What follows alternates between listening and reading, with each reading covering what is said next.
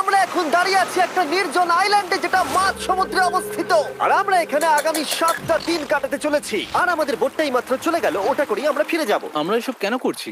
মজা করার জন্য। এখানে প্রাকৃতিক সৌন্দর্যের অস্তিত্ব থাকলেও গত 250 বছর ধরে এখানে কোনো জনমানবের অস্তিত্ব নেই। কিন্তু পরের 7টা দিন আমরা এখানে কাটাবো, আর 4 ঘন্টার মধ্যেই কিন্তু অন্ধকার হয়ে যাবে। এখানে খুব গরম, এক্ষুনি আমাদেরকে শেল্টার বানাতে হবে। আচ্ছা, আমরা এখানে তো ক্যাম্প করতে পারি, জায়গাটা বেশ সুন্দর লাগছে। তাহলে আমরা এখন এখানে জিনিসগুলো রেখে কাঠ আনতে যাচ্ছি, আর তোমরা দুজন। আমরা ক্যাম্প বানাচ্ছি। হ্যাঁ, ঠিক আছে, তাই করো। চলো শ্যান, চলো চ্যান্ডেলার। কি করে ক্যাম্প বানায়? আমি জানি না। আর তাই আমরা তাড়াতাড়ি কাজ শুরু করে দিলাম, কিন্তু আমাদের সাবধান থাকতে হচ্ছিল, কারণ তোমার উপরে পৃথিবীর সব থেকে বিপজ্জনক গাছ রয়েছে, যেটা কাটলে খুবই বিষাক্ত আঠা বের হয়, যা তোমাকে প্রাণে মেরে দিতে পারে। তাহলে আমরা এখানে কেন দাঁড়িয়ে আছি? আর ওদিকে নোলান আর ম্যাক আগুন জ্বালানোর জায়গা তৈরি করছিল। দেখো কত সুন্দর আগুন তৈরি করেছি আমরা। এখানে তো আগুন জ্বলছে না। না মানে এটাতে ভালো আগুন চালানো যাবে। আর সেন আমাদের থাকার জায়গার ফ্রেম তৈরি করছিল। তুমি নিশ্চিত এটা আমাদের উপরে ভেঙে পড়বে না?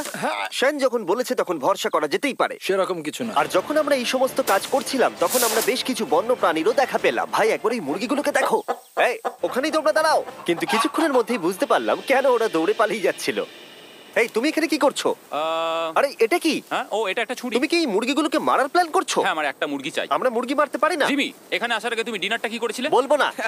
প্রথম দিনের বাকিটা ক্যাম্প তৈরি করতে কেটে গেল, যেটা ছিল বেশ সহজ। এখন তোমাদেরকে ক্যাম্প দেখাবো। এখানে আগুন জ্বলবে আর এখানে খাবার তৈরি হবে। এদিকে এসো।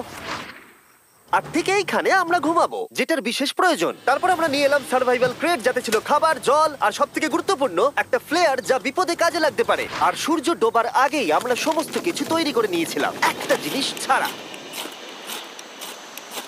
দাঁড়াও 1 মিনিট, সানস্ক্রিন দিয়ে কি আগুন জ্বলে?